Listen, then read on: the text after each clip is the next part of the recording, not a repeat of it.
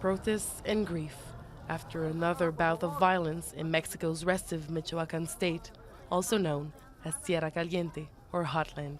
These local militia were once farmers.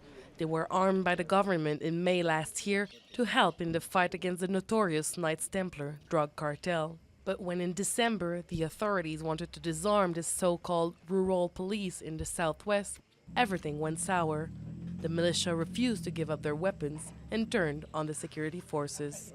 This man, who doesn't want to be identified, has fought unofficially alongside a local militia. He says it's all about self-protection.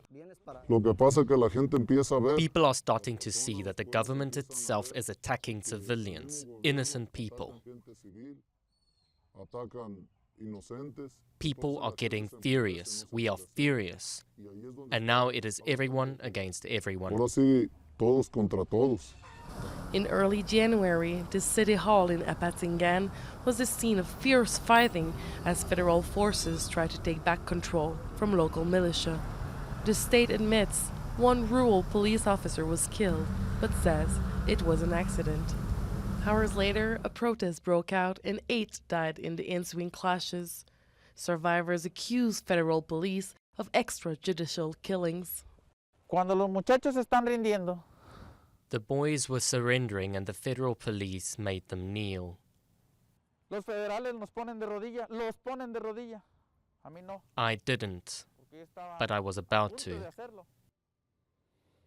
Los ponen de rodillas. They made them kneel and they said, "You're screwed, bastards." And they shot them. Y le disparan.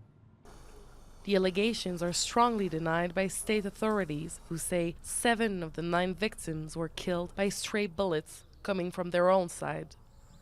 The original aim to weaken the Knights Templar cartel did succeed, but the region is still grappling with rampant violence.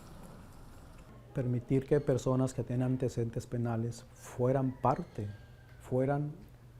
To protect the region, they allowed people with criminal pasts to be part of the rural force, to be armed, to gain power. That's the problem.